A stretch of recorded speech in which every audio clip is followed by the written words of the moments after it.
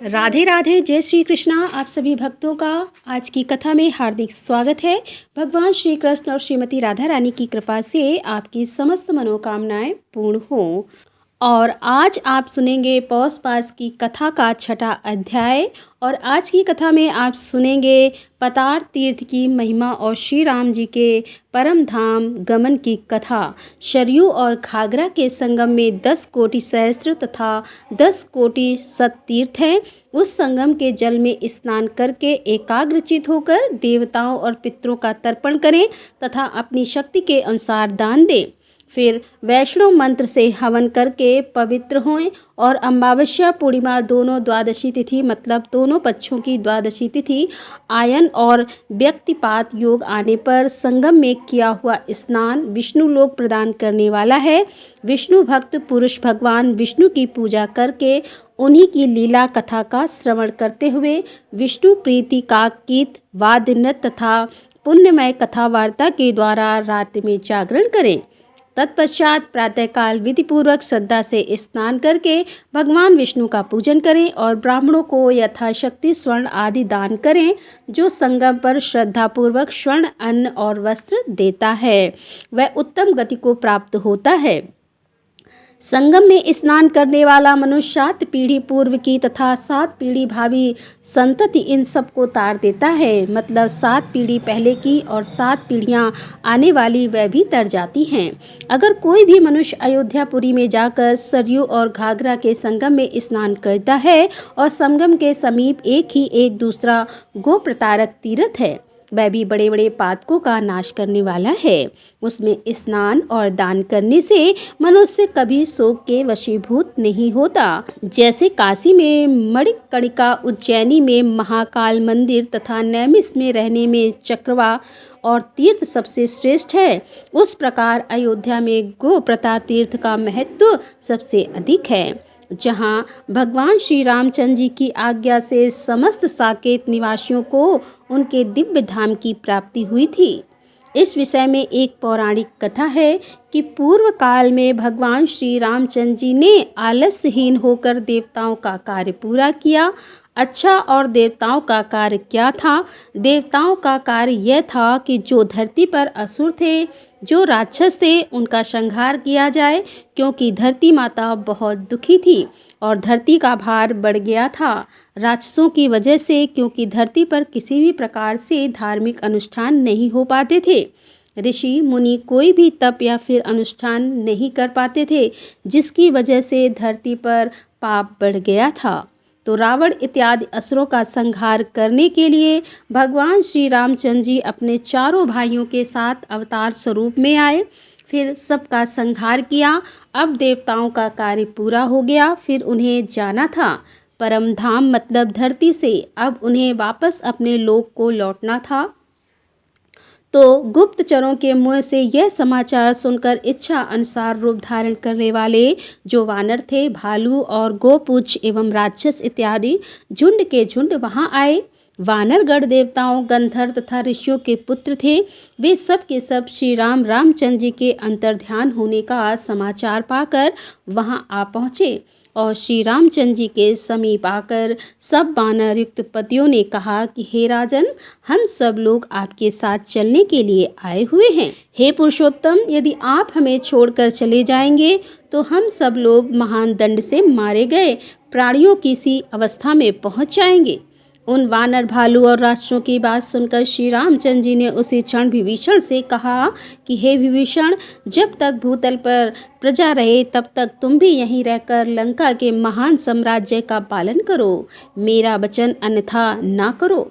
विभीषण से ऐसा कहकर भगवान श्री रामचंद्र जी हनुमान जी से बोले कि हे वायुनंदन, तुम चिरंजीव रहो। कपिश्रेष्ठ, जब तक लोग मेरी कथा कहें तब तक तुम प्राणों को धारण करो। मयंदी विद, यह दोनों अमृत भोजी वानर हैं। यह दोनों तब तक इस पृथ्वी पर जीवित रहें जब तक कि संपूर्ण लोकों की सत्ता बनी रहे। यह सभी वानर यहाँ रहकर मेरे पुत्रों की रक्षा करते हैं। यह सभी वानर यहाँ रहकर मेरे पुत्र पौत्रों की रक्षा करते रहे। ऐसा कहकर श्री रामचंद्र जी ने शेष वानरों से कहा कि तुम सब लोग मेरे साथ चलो। तद रात बीतने पर जब प्रातःकाल हुआ, तब विशाल वक्ष और कमल दल के समान नेत्रों वाले महाभाव श्री राम अपने पुरोहित वशिष्ठ से बोले कि हे भगवान, प्रज्वलित अग्निहोत्र की अग्नि आगे चले, वाजपेयी यज्ञ और अंतिरा यज्ञ की अग्नि भी आगे आगे ले जाई जाए।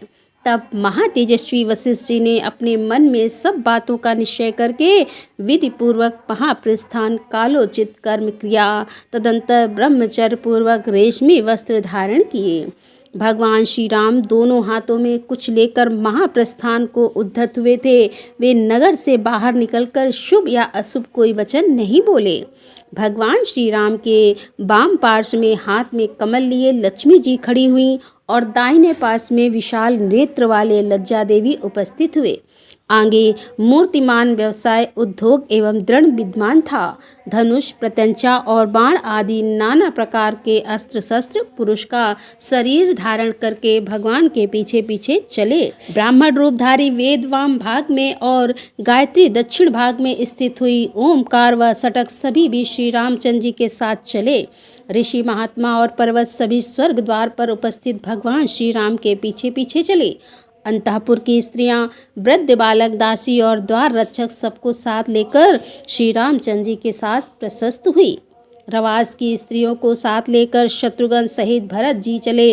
रघुकुल से अनुराग रखने वाले महात्मा ब्राह्मण भी स्त्री पुत्र और अग्निहोत्र सहित जाते हुए श्री रामचंद्र जी के पीछे पीछे चले।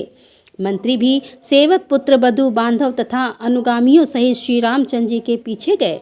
भगवान के गुणों से सतत प्रसन्न रहने वाले अयोध्या की सारी प्रजा हृष्ट पुष्ट मनुष्यों में घिरी हुई थी। रामचंद्र जी अनुगम करने के लिए घर से चल दी। उस समय वहाँ कोई दीन, भयभीत अथवा दुखी नहीं था। सभी हर्ष और आनंद में मग्न थे। अयोध्या में उस समय कोई अत्यंत सूक्ष्म प्राणी भी ऐसा नहीं था जो स्वर्ग द्वार के समीप खड़े हुए श्री रामचंद्र जी के पीछे ना गया हो। वहां से आधा योजन दक्षिण जाकर भगवान पश्चिम की ओर मुख करके चलने लगे। आगे जाकर रघुनाथ जी ने पुण्य शरीर सरयू का दर्शन किया। उस समय सम देवताओं तथा महात्मा ऋषियों से घिरे हुए लोक पितामह ब्रह्मा जी श्री रामचंद्र जी के समीप आए। उनके साथ 100 कोटि दिव्य विमान भी थे। वे उस समय आकाश को सब ओर से तेजोमय एवं प्रकाशित कर रहे थे। वहाँ परम पवित्र, सुगंधित एवं सुखदैनी वायु चलने लगी। श्री रामचंद्र जी ने अपने चरणों से सरयू के जल का स्पर्श किया। तदंतर ब्रह्मा जी देवताओं के साथ श्री रामचंद्र जी की स्तुति करने लगे। हे देव, आप समस्त लोगों के पति हैं। आपके रूप को कोई नहीं जानता। हे विशाल लोचन, आप अर्चित एवं अविनाशी ब्रह्मरूप हैं। हे महावीर, आप अपने जिस दिव्य स्वरूप को ग्रहण करना चाहें ग्रहण करें। ब्रह्मा जी के ऐसा कहने पर भगवान श्री राम ने अपने भाइयों सहित दिव्य वैष्णव तेज में शरीर प्रवेश किया। तत्पश्चात सूर्यश्रेष्ठ भगवान विष्णु का सब देवताओं ने पूजन किया। देवताओं का मनोरथ पूर्ण हुआ था, इसीलिए वे सब प्रसन्न थे। उस समय महातेजस्वी भगवान विष्णु ने पिता ब्रह्मा से कहा कि हे सुव्रत, इस जन समुदाय को तुम्हें उत्तम लोक देना चाहिए।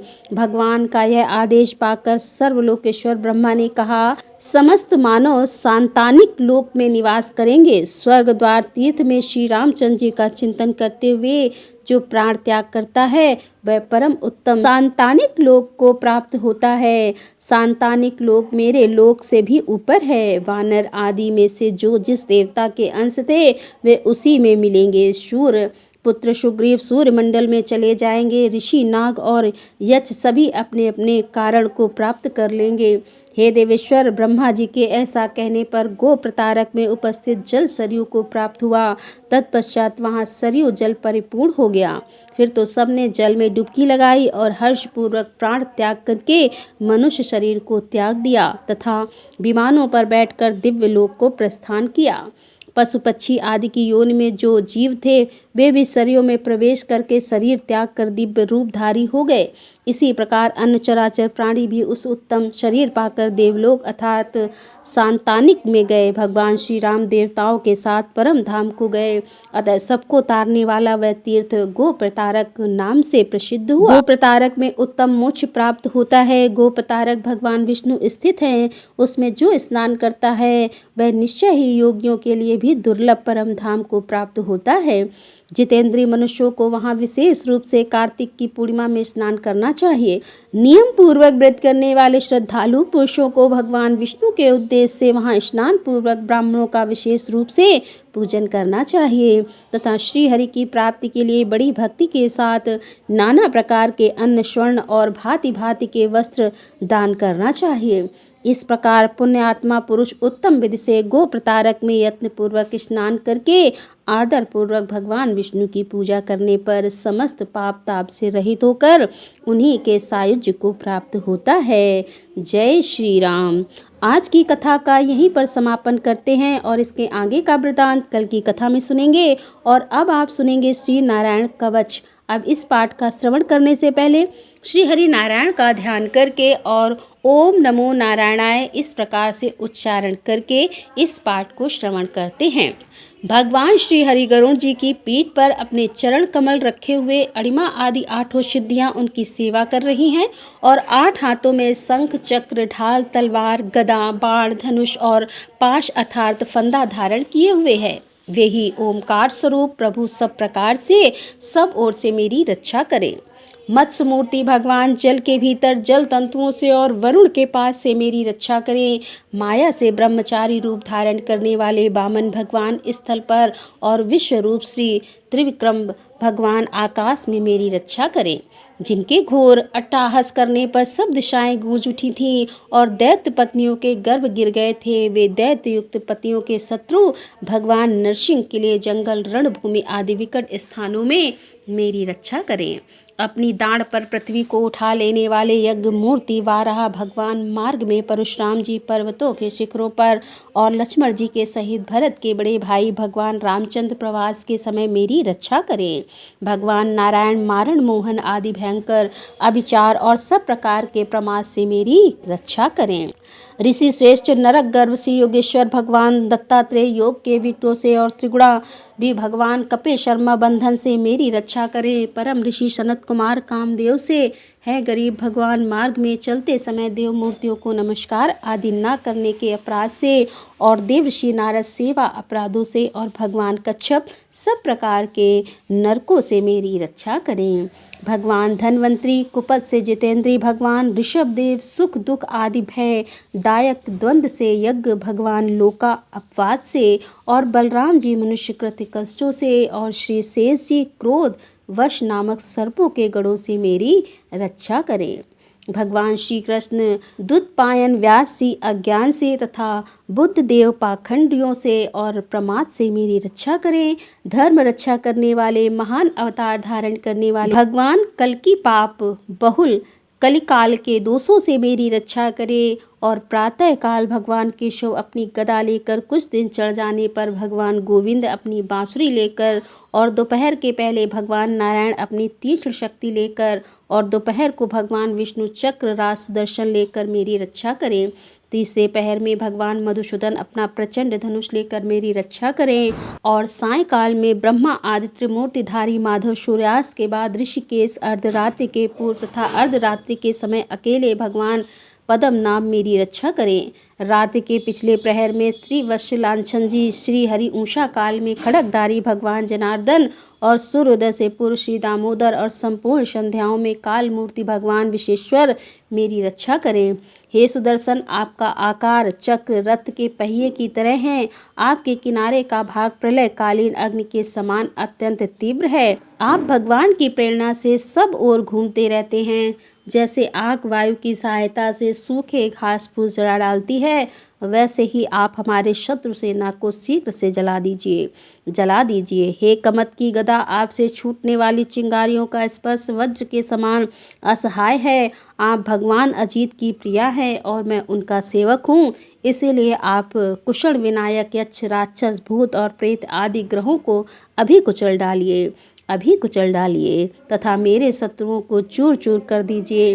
हे संघश्रेष्ठ, आप भगवान श्री कृष्ण के फूंकने से भयंकर शब्द करके मेरे शत्रुओं का दिल दहला दीजिए एवं यात उत्थान प्रमित प्रेत मात्र का पिशाच तथा ब्रह्म राक्षस आदि भयावह प्राणियों को यहाँ से तुरंत भगा दीजिए।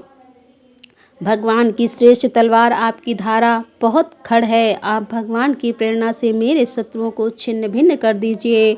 भगवान की प्यारी ढाल आप में सैकड़ों चंद्राकार मंडल हैं। आप पाप दृष्टि पापा आत्मा शत्रुओं की आंखें बंद कर दीजिए और उन्हें सदा के लिए अंधा बना दीजिए। सूर्य आदि ग्रह, धूमकेतु, पुच्छल तारे आदि केतु, दुष्ट मनुष्य, सर्प आदि रेंगने वाले जंतु, दाढ़ वाले हिंसक पशु, भूत प्रेत आदि तथा पापी प्राणियों से हमें जो जो भय हो और जो हमारे मंगल के विरोधी हों, वे सभी भगवान के नाम रूप तथा आयुध का कीर्तन करने से तत्काल नष्ट हो जाएं। बृहद्रथ आदि शामदेव स्त्रोत में जिनकी स्तुति की जाती है, वे वेद मूर्ति भगवान गरुड़ और विश्वक्सेन जी अपने नाम उच्चारण के प्रभाव से हमें सब प्रकार की विपत्तियों से बचाएं। श्री हरि के नाम रूप वाहन आयु तथा श्रेष्ठ पार्षद हमारी बुद्धि, इंद्रिय, मन और प्राणों को सब प्रकार की आपत्तियों से बचाए। जितना भी कार्य अथवा कारण रूप जगत है वह वास्तव में भगवान ही है। इस सत्य के प्रभाव से हमारे सारे उपद्रव नष्ट हो जाएं। जो लोग ब्रह्मा और आत्मा की एकता का अनुभव कर चुके हैं, उनकी दृष्टि में भगवान का स्वरूप समस्त विकल्पों से रहित है, भेदों से रहित है। फिर भी वे अपनी माया शक्ति के द्वारा भूषण, आयुध और रूप नामक शक्तियों को धारण करते हैं। यह बात निश्चित रूप से सत्य है। इस कारण सर्वज्ञ सर्वव्यापक भगवान श्री हरि सदा सर्वत्र सब स्वरूपों से हमारी रक्षा करें। जो अपने भयंकर अट्टहास से सब लोगों के भय को भगा देते हैं और अपने तेज से सबका तेज ग्रसित कर लेते हैं, वे भगवान नरसिंह दिशा विदिशा में नीचे ऊपर बाहर भीतर और सब ओर से हमारी रक्षा करें। हे देवराज इंद्र, मैंने तुम्हें यह नारायण कवच सुना दिया है। इस कवच से तुम अपने को सुरक्षित कर लो, बस फिर तुम अनायास सब दैत्य युद्धपतियों को जीत कर लोगे। इस नारायण कवच को धारण करने वाला पुरुष जिसको भी अपने नेत्रों से देख लेता है अथवा पैर से छू लेता है, तत्काल समस्त भयों से वह मुक्त हो जाता है। जो इस वैष्णवी विद्या को धारण कर लेता है, उसे राजा, डाकू, प्रेत, पिशाच आदि और बाघ आदि हिंसक जीवों के कभी किसी प्रकार का भय नहीं होता। देवराज, प्राचीन काल की बात है कि एक कौशिक गोत्री ब्राह्मण ने इस विद्या को धारण करके योग धारण से अपना शरीर मरुभूमि में त्याग दिया। अब जहाँ उस ब्राह्मण का शरीर पड़ा था, उसके ऊपर से एक दिन गंधर्व राज चित्ररथ अपनी स्त्रियों के साथ विमान पर बैठकर निकले। वहां आते ही वे नीचे की ओर सिर किए विमान सहित आकाश से पृथ्वी पर गिर पड़े।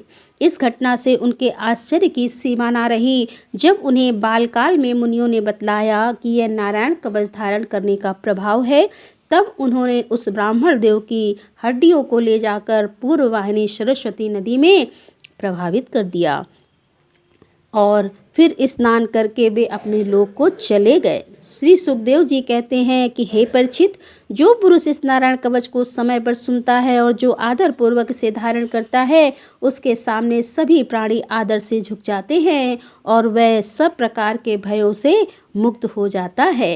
हे परीक्षित, सतकृत इंद्र ने आचार्य विश्वरूप जी से यह वैष्णवी विद्या प्राप्त करके रणभूमि में असुरों को जीत लिया और त्रैलोक लक्ष्मी का उपभोग करने लगे। श्री नारायण कवच संपूर्ण हुआ। दोस्तों, ये थी आज की कथा। यदि कथा पसंद आई हो तो वीडियो को लाइक जरूर करें, शेयर करें और चैनल पर पहली बार आ रहे हैं तो हमारे चैनल को सब्सक्राइब कर लें।